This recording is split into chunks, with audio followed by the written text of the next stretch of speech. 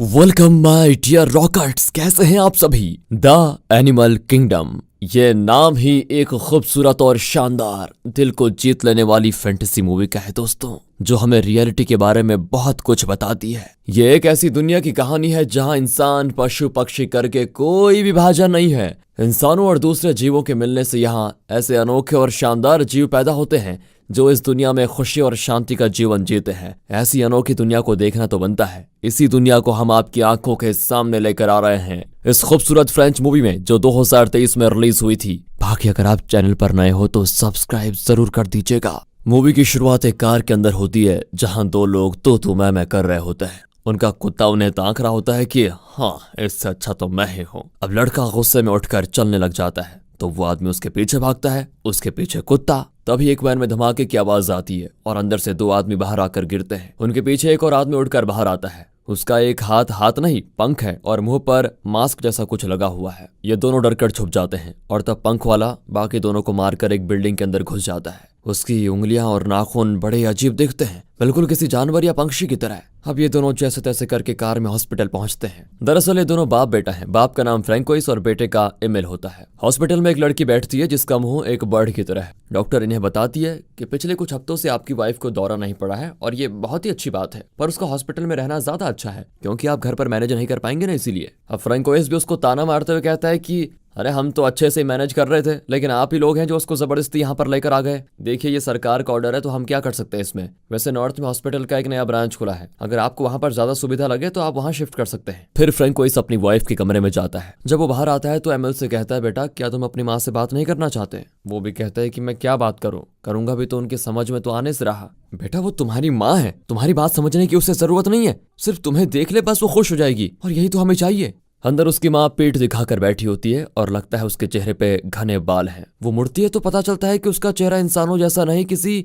Animal की तरह दिखता है। और यहाँ पर फ्रेंच लैंग्वेज में मूवी का टाइटल द एनिमल किंगडम डालकर होती है मूवी शुरू। हमें बताया जाता है कि इंसान का जानवर की तरह बनना एक बीमारी है और इस बीमारी का इलाज ढूंढने में सरकार पूरी तरह से लगी हुई है, पर अभी तक कुछ नहीं मिला। अब ये दोनों नॉर्थ टाउन में घर ले लेते हैं। वहीं के एक रेस्टोरेंट में फ्रैंकोइस नौकरी करता है और एमिल वहाँ के एक स्कूल को ज्वाइन कर लेता है। स्कूल में एक लड़की सबके सामने उसका नाम पूछती है, फिर उसके पिता का नाम, क्या काम करते हैं, और इस तरह के सवाल पे सवाल करने लग जाती है। बाकी स्टूडेंट्स कहते हैं कि सुन बहन, तू अपना इंटरव्यू बाद में ले लेना, अभी क्लास शुरू हो रही, चल। इस पर वो लड़की अपना नाम जूलिया कहती है। वो कहती है कि मुझे ADHD है, मतलब इससे पहले कि मेरा दिमाग सोचे कि क्या बोलना है मैं बोल देती हूँ, बहुत हाइपर एक्टिव हूँ। ठीक है, बैठ जाओ अब, ये कहकर टीचर क्लास शुरू करती है। अब एमिल को जूलिया का चुलबुलापन पसंद आ जाता है। स्कूल के बाद वो रेस्टोरेंट आता है जहाँ उसके पापा फ्रैंकोइस काम करते हैं। रेस्टोरेंट का ओनर बताता है कि पास ही में जो नया हेल्थ केयर सेंटर बना है, सुना है पूरे का पूरा कंक्रीट का है। इस पर एमिल भी कहता है कि क्यों ना हो, वहाँ जानवर जो रहने वाले हैं। और इतने में तेज हवाएं चलने लग जाती है और रात को तूफान और खूब बारिश भी होती है। एमिल को बाहर एक अजीब और डरावना चेहरा दिखता है, लेकिन एक ही सेकंड में वो गायब।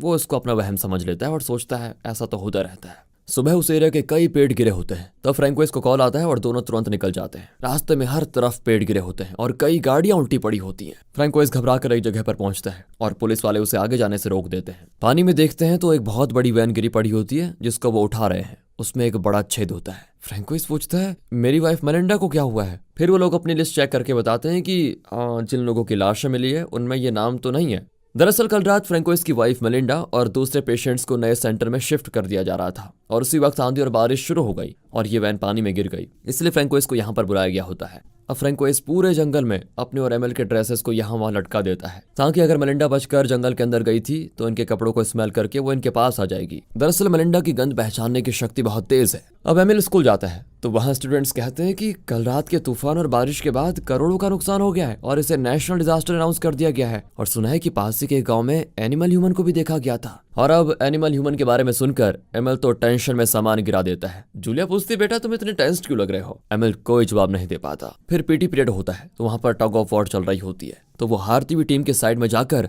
रस्सी को धीरे से खींचता है तो ऑपोजिट टीम पूरी तरह से आगे गिर जाती है। और यहाँ पता चलता है कि एमिल के अंदर बहुत ज्यादा ताकत है, पर वो दिखाना नहीं चाहता। एक लड़का उसे फ्राइडे पार्टी के लिए बुलाता है, पर एमिल मना करके अपना हाथ दिखाते हुए तेजी से घर की ओर भाग जाता है। उसकी उंगली में थोड़ा चोट आ गई थी और नाखून के बीच कुछ फंसा होता है। वो किसी चीज से उसको पकड़कर खींचता है तो खून पिचकारी की तरह निकलता है। फिर वो शर्ट उठाकर आईने में देखता है, ओह तो ऐसा लगता है जैसे रीढ़ की हड्डी बाहर निकल रही हो। वो डर जाता है कि कहीं मैं भी एनिमल तो नहीं बन रहा। फिर वो टेंशन में साबुन से घिस घिस कर साफ करने लगता है, पर ये गंदगी थोड़ी ना है जो साबुन से निकल जाएगी। फ्रैंको इस सुपरमार्केट में एक पुलिस ऑफिसर को देखता है जो बताती है कि आपकी वाइफ का अभी तक कुछ पता नहीं चला और जो लोग हमें जिंदा मिले थे उनकी हम अच्छे से देखभाल कर रहे हैं। इसी बीच किसी की चीखने की आवाज आती है। एक आदमी डरते हुए कहता है, मैंने एक अजीब इंसान को देखा। अब एमएल मिड सेक्शन में जाकर देखता है कि कहीं मरिंडा यहाँ तो नहीं आ गई, पर वहां पर एक छोटा लड़का बैठा होता है जो देखने में इंसान और ऑक्टोपस का कॉम्बिनेशन लगता है। इन्हें देखकर वो बचकर भागता है और हाथ आई कई और चीजों को उठाकर पुलिस ऑफिसर पर फेंक देता है, पर वो भी किसी तरह उस लड़के को पकड़ ही लेती है। फ्रैंको इस रैक के नीचे देखता है तो वहां पर एक छोटी लड़की होती है जो बर्ड जैसी दिखती है। इतने में पुलिस वाले उसको पकड़ कर लेकर जाते हैं। फिर पुलिस ऑफिसर फ्रैंकोइस को अपना नाम अना बताती है। वो फ्रैंकोइस को देखकर हैरान रह जाती है कि इतना सारा सामान आप किस लिए खरीद रहे हो। फ्रैंकोइस झूठ कहता है कि कुछ नहीं, मैं कैंपिंग करने जा रहा हूँ इसीलिए ये सब ले रहा हूँ, पर असल में वो ये सब कुछ खरीद रहा था ताकि अगर उसकी वाइफ उसे मिल जाए तो उसे इनकी जरूरत पड़ेगी। वो घर आता है तो बहुत ही गंदी बू आ रही होती है। वो एमएल से पूछता है तो वो तो बेड से उठने का नाम ही नहीं लेता। तभी जूलिया उसको मैसेज करती है कि फ्राइडे पार्टी में तुम जरूर आ जाना। अब फ्रैंकोइस कहता है कि बेटा तुम्हारी माँ जरूर जिंदा होगी, मुझे पता नहीं क्यों लग रहा है। उस एक्सीडेंट में कई लोगों का पता नहीं चला और शायद वो जंगल में छुपे हुए हैं। आज सुपरमार्केट में 2 एनिमल ह्यूमंस को पकड़ा गया। तुम डरो मत, फ्राइडे को हम तुम्हारी माँ को ढूंढने जाएंगे। एमएल कहता है कि पापा फ्राइडे को तो मुझे पार्टी में जाना है। फ्रैंकोइस उसको हंसता हुआ कहता है कि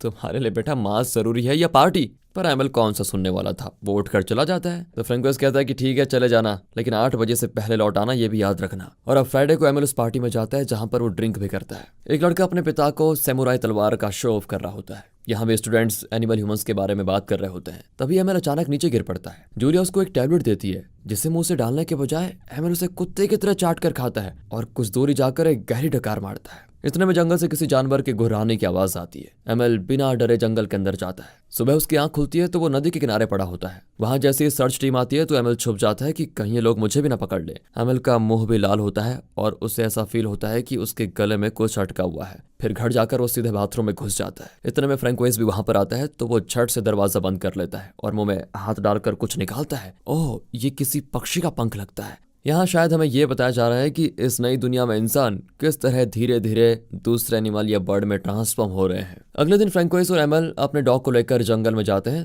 ताकि एमएल की मां को ढूंढ पाए। एमएल के चेहरे पर नाखूनों के निशान होते हैं। दरअसल हुआ ये था कि जब उसकी मां मेलिंडा ने उस पर भी हमला करना शुरू कर दिया तब जाकर फ्रैंकोइस ने उसको हॉस्पिटल में एडमिट किया था। अब फ्रैंकोइस मैप में मार्क कर लेता है कि इन जगहों पर हमें तलाश करने जाना है। फिर घर लौटते वक्त भी एमएल अपनी माँ को ही पुकारता रहता है। रात भर ढूंढने के बाद भी वो कहीं नहीं मिलती। दोनों थक हार कर गाड़ी में ही सो जाते हैं। अचानक उनका डॉग भौंकने लगता है और जंगल की ओर भागता है। ये लोग भी उसके पीछे पीछे जाते हैं। डॉग एक बन को सूंघता हुआ यहाँ पर आ गया था। दरअसल एक लड़का जो शायद बंदर में ट्रांसफॉर्म हो रहा है वो उस बन को फेंक कर पेड़ पर चढ़ रहा था। तभी वो बर्ड जैसा इंसान एमएल पर हमला कर देता है और उसके स्किन पर खरोंच देता है। पर एमएल का खून देखकर शायद उसे पता चल जाता है कि एमएल भी उसी की तरह एक एनिमल है। उसके बाद वो एमएल को कुछ नहीं करता। इतने में फ्रैंकोइस वहां आता है तो एमएल को हॉस्पिटल लेकर जाता है। रास्ते में पुलिस का चेक पोस्ट भी पड़ता है, लेकिन एमएल हॉस्पिटल नहीं जाना चाहता क्योंकि हॉस्पिटल में पता चल जाएगा कि वो एनिमल बन रहा है। इतने में आना वहां पर आ जाती है और पूछती है कि आपके लड़के को कोई प्रॉब्लम है क्या। फ्रैंकोइस झूठ कहता है कि अरे इसको अभी कुत्ते ने काट दिया और कुछ भी नहीं। आना कहती है कि डॉग बाइट के लिए भी हॉस्पिटल जाना होता है, समझे, चलो हॉस्पिटल। ये कहकर वो गाड़ी में बैठ जाती है। अब एमएल कुछ नहीं कर पाता और उसे हॉस्पिटल जाना ही पड़ता है। वहां पर डॉक्टर उसके घाव पर स्टिचेस लगाता है। अब इस सिचुएशन को हैंडल करने के लिए आर्मी बुलाई जाती है, लेकिन अना को सरकार का ये रवैया बिल्कुल ठीक नहीं लगता। वो फ्रैंकोइस से कहती है कि मैं यहाँ से ट्रांसफर लेने की कोशिश कर रही हूँ, अगर आपको कोई मदद चाहिए तो मुझे जरूर बताइएगा। एमएल अब घर आ जाता है और जहाँ पर स्टिच लगे हुए थे उस पट्टी को खोलकर घाव को चाटने लगता है। स्ट्रेंज। वो स्कूल जाता है तो वहाँ लैब में कुछ चूहे रखे होते हैं जो बहुत आवाज कर रहे होते हैं। एमएल जोर से चिल्लाता है तो सारे चूहे एकदम चुप हो जाते हैं। एमएल साइकिल भी ठीक से नहीं चला पाता, हालांकि वो साइकिल चलाने में माहिर था। जूलिया से उसकी हालत देखी नहीं जाती और वो साइकिल से उतरने को कहती है उसे, पर एमएल नहीं मानता। जूलिया कहती है मैं तो पैदल जा रही हूँ, मेरे साथ चलो ना। फिर वो मान जाता है। वो एमएल को अपने घर लेकर जाती है और उसके लिए म्यूजिक बजाती है। एमएल उसके फ्रिज में रखा हुआ एक मरा हुआ बर्ड देखकर पूछता है कि इसे यहाँ पर क्यों रखा हुआ है। वो कहती है कि अगर मैं नॉनवेज होती ना तो कब का इसको खा चुकी होती, मगर वेजिटेरियन हूं ना, अगर तुम नॉनवेज खाते हो तो तुम इसे खा लो। अब अगले सीन में एमएल तालाब में फिश पकड़ रहा होता है। एक फिश उसके हाथ लग जाता है तो उसको जमीन पर लेकर कच्चा ही खा लेता है। दूर से एक औरत उसको देख लेती है तो एमएल वहां से तुरंत भाग जाता है। अब वो उस जगह पर पहुंचता है जहां उसने बर्ड ह्यूमन को देखा था। वो उड़ने की कोशिश कर रहा होता है तो थोड़ा बहुत उड़ भी जाता है, लेकिन फिर भी अक्सर गिर जाता है। एमएल उसको एक फिश देता है जिसको वो बड़े चाव से खाता है। वो अपना नाम फिक्स बताता है। एमिल पूछता है तुम्हारा सरनेम क्या है? वो कहता है मुझे कुछ याद नहीं है, अगर याद होता भी तो अब उसका मेरे लिए कोई मतलब नहीं होता। बाय द वे फिश के लिए थैंक्स, अब तुम जाओ यहाँ से। ये कहकर वो पेड़ पर बैठे बंदर जैसे लड़के के साथ फिश शेयर करता है। बर्ड ह्यूमन कहता है कि मैं धीरे धीरे पंछी बन रहा हूँ लेकिन उड़ नहीं पाता, बार बार नीचे गिरने से बहुत घायल हो जाता हूँ, मुझे उड़ना सीखने के लिए एक सेफ जगह की जरूरत है। एमिल कहता है हाँ मैं जानता हूँ एक जगह। ये कहकर एमिल उसको तालाब के पास लेकर जाता है। तालाब में पेड़ों और लकड़ी के टुकड़ों को हटाकर कहता है तुम यहाँ उठ सकते हो, अगर गिर भी गए तो पानी में गिरोगे और तुम्हें कुछ भी नहीं होगा। इस तरह एमिल उसके उड़ने का बहुत अच्छा इंतजाम कर देता है। धीरे धीरे एमिल साइकिल चलाना भूल रहा होता है। यहाँ रेस्टोरेंट में फ्रैंकोइस को अजीब अजीब आवाजें सुनाई देती है और उसके पीछे एक साया नजर आता है। फ्रैंकोइस मुड़ता है तो एक बहुत ही डरावना जानवर उस पर हमला कर देता है। तभी वहां पर छुपा हुआ एक और जानवर वहां से डरकर भागने लगता है। फ्रैंकोइस को लगता है कि कहीं ये मेरी वाइफ मेलिंडा तो नहीं जो डरकर भाग रही है। इतने में रेस्टोरेंट ओनर की वाइफ इस खतरनाक जानवर के मुंह में लकड़ी घुसाकर कहती है चिल्लाओ मत, और ये सुनकर वो जानवर एकदम चुपचाप चला जाता है। लेकिन उसके पैरों की जंजीरें उसे परेशान कर रही होती है, तो वो मुड़कर हॉल में चला जाता है जहाँ कस्टमर्स बैठे होते हैं। फिर वो बाहर निकलकर बोट्स को भी जंजीरों से खींचकर पानी की ओर भागता है। इसी बीच फ्रैंकोइस मेलिंडा की तलाश में जंगल की ओर भागता है। वहां पर वो एक भालू जैसे ह्यूमन को देखता है। इतने में पुलिस भी उसको पकड़ने वहां पर आ जाती है। अब ओनर की वाइफ बताती है कि वो खतरनाक जानवर मेरी बहन है। तभी उस जानवर को पकड़ने के लिए वहां पर आर्मी आ जाती है। एमिल स्कूल में लंच करता है तो उसका एक दांत टूटकर गिर जाता है। सभी हंसने लगते हैं तो एमिल वहां से निकल जाता है। जंगल में वो बर्ड ह्यूमन उड़ने की बार बार कोशिश करता है लेकिन हर बार पानी में गिर जाता है। एमिल फिर उसके घाव पर दवा लगाता है। उसकी नाक में चोट आती है तो एमिल उसका मास्क हटाता है। उसका चेहरा बहुत डरावना दिखता है और इसी चेहरे को दूसरों से छुपाने के लिए वो बेचारा मास्क का सहारा लेता था। अब एमिल उस पर दवा लगाकर पट्टी बांधता है। वो पूछता है कि क्या पेड़ पर बैठा वो छोटा लड़का बंदर बन रहा है? वो कहता है पता नहीं वो क्या बन रहा है, शायद छिपकली बनेगा। यहाँ आना फ्रैंकोइस के साथ जंगल के अंदर मेलिंडा को ढूंढने जाती है, पर तभी आर्मी को देखकर दोनों एक जगह पर छिप जाते हैं। इसी बीच फ्रैंकोइस एमिल का साइकिल देखता है और उसे घर ले आता है। फिर वो अपना हाथ धोता है तो सिंक को कुछ ब्लॉक कर रहा होता है। अब वो चेक करता है तो अंदर नाखून के बड़े बड़े टुकड़े पड़े होते हैं जो एमिल ने अपनी उंगलियों से काट फेंके थे। जब एमिल घर आता है तो फ्रैंकोइस उसे अपने हाथ दिखाने को कहता है। वो नहीं दिखाता। फ्रैंकोइस कहता है कि मैंने तुम्हारा साइकिल ठीक कर दिया है, जरा चला कर दिखाओ। पर एमिल तो अब साइकिल चला भी नहीं पाता, वो भागने लग जाता है। फिर फ्रैंकोइस उसको चेस करके पकड़ लेता है। वो रोता है कि पापा प्लीज मुझे छोड़ दो। फ्रैंकोइस उसे अपने सीने से लगा लेता है और कहता है कि बेटा मुझे पता है तुम्हारे साथ क्या हो रहा है, मुझसे कुछ मत छुपाओ, तुम जैसे भी बदलोगे रहोगे तो मेरे बेटे ही, डरो मत। मुझे ये बताओ तुम्हें अपनी बॉडी में कैसे चेंजेस फील हो रहे हैं, उसी से पता चलेगा कि तुम किस एनिमल में ट्रांसफॉर्म हो रहे हो। एमिल बताता है कि बहुत दूर की आवाज भी मुझे एकदम साफ सुनाई देती है, बहुत दूर से किसी चीज पर पड़ती हुई खरोंच, पत्थरों के उड़ने की आवाज, बर्ड्स के चहचहाने की आवाज, मुझे सब कुछ एकदम क्लियर सुनाई दे रहा है पापा। फिर फ्रैंकोइस पूछता है क्या तुम्हारे साथी या तुम्हारी गर्लफ्रेंड जानते हैं कि तुम्हें इस तरह के चेंजेस हो रहे हैं? एमिल कहता है कोई नहीं जानता और वो मेरी गर्लफ्रेंड नहीं है पापा। तो फिर अक्सर तुम जंगल में क्यों जाते हो? इसका एमिल कोई जवाब नहीं देता। फ्रैंकोइस उसे समझाता है कि सिर्फ 2 हफ्तों के लिए नॉर्मल ह्यूमन होने की एक्टिंग करो, फिर हम दोनों यहाँ से निकल जाएंगे, वरना पुलिस तुम्हें भी तुम्हारी माँ की तरह उस सेंटर में बंद कर देगी बेटा। एमिल पूछता है पापा क्या मैं वो दवा ट्राई करूँ जो डॉक्टर ने माँ के लिए दी थी, शायद इससे मेरा ट्रांसफॉर्म रुक जाए। फ्रैंकोइस भी उसको दवा देता है लेकिन वार्न करता है कि इसे लोगे तो जल्दी थक जाओगे, इसका ध्यान रहे। एमिल पूछता है क्या आप भी मुझे माँ की तरह जंजीरों से बांध कर रखेंगे?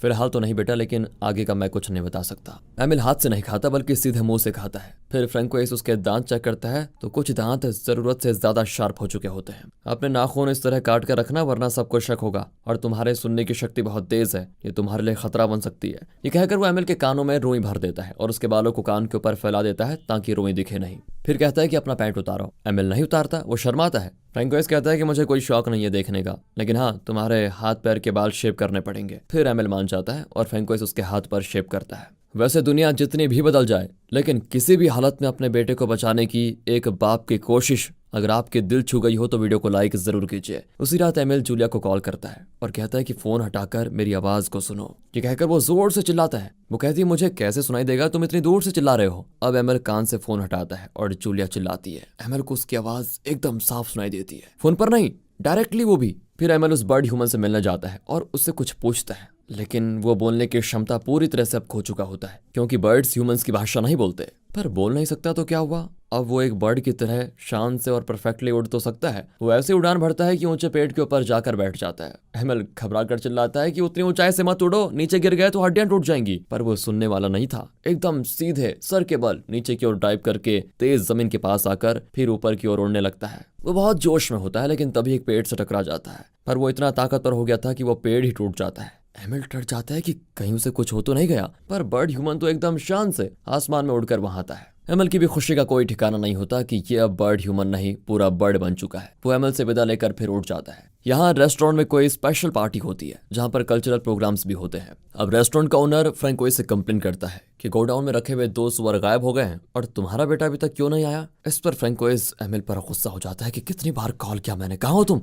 मैं फ्रेंड्स के साथ हूँ पापा। फ्रैंकोइस उसके हाथ को देखकर डांटता है कि अपने नाखून क्यों नहीं काटे तुमने अभी तक। ये कहकर वो सीजर लेकर उसके नाखून काटने के लिए तैयार होता है, पर एमएल को उसके पापा का उसे डांटना अच्छा नहीं लगता और गुस्से में वो पापा को ही काटने लग जाता है। फ्रैंकोइस उसकी गर्दन पर कैंची दबाता है, तब जाकर वो अपने नाखून काटने देता है। फ्रैंकोइस बेचारा रो पड़ता है कि मैंने अपने ही बेटे की गर्दन पर कैंची रखी। हालांकि वो एमएल को दूसरों से बचाने की पूरी कोशिश कर रहा होता है। एमएल के भी आंसू निकल आते हैं कि मैं इतना गिर गया कि अपने पापा को ही काट दिया। और फिर वहां पर पार्टी शुरू होती है। जूलिया एमएल को एक जगह पर लेकर जाती है और उसे किस कर देती है। वो जैसे ही एमएल की पीठ को टच करती है तो उसकी रीढ़ की हड्डी को फील कर पाती है। वो कहती है मुझे सब पता है पर मुझे इससे कोई फर्क नहीं पड़ता। अब इनका एक दोस्त इनको रोमांस करते हुए देख लेता है और उसने एमएल के शरीर में जो बदलाव हो रहे थे उसे भी देख लिया था। अब वो एक छोटा सा मशीन निकालता है जो देखने में एक कार की जैसा दिखता है। उसे प्रेस करने से एक अजीब आवाज आती है जो इंसानों को सुनाई नहीं देती, लेकिन एनिमल्स को उसकी आवाज बर्दाश्त नहीं होती। वो लड़का उसको प्रेस करता है तो यहाँ एमएल को वो आवाज बहुत परेशान कर देती है। अब एक लड़का एमएल को ताने मारता है कि मैं तो पहले से जानता था कि तुम एक जानवर हो। एमएल अपने कान बंद कर देता है पर वो चुप नहीं होता।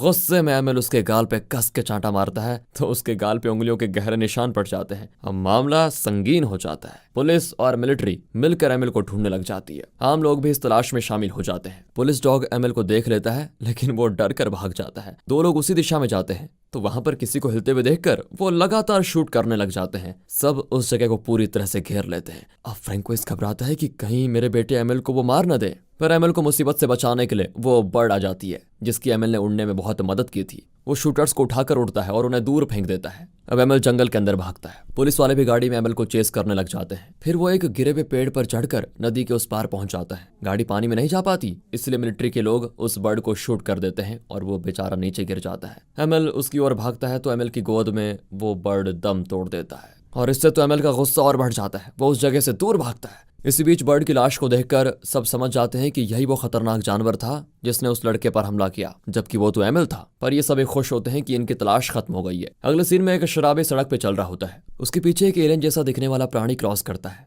आर्मी ट्रक्स में बड़ी तादाद में सोल्जर्स शहर के अंदर आ रहे होते हैं। एमएल यहाँ जंगल में फल खाता है और पेड़ के ऊपर ही सो जाता है। सुबह वो तालाब में नहाता है तो उसकी पीठ को दिखाते हैं। उसकी बॉडी में तेजी से बदलाव आ रहे होते हैं। वो ये भी नहीं जानता कि फ्रैंकोइस उसे फॉलो कर रहा है। बारिश से बचने के लिए एमिल एक गुफा में चला जाता है। तभी वो अपनी माँ को देखता है जो पूरी तरह से एक एनिमल में ट्रांसफॉर्म हो चुकी है।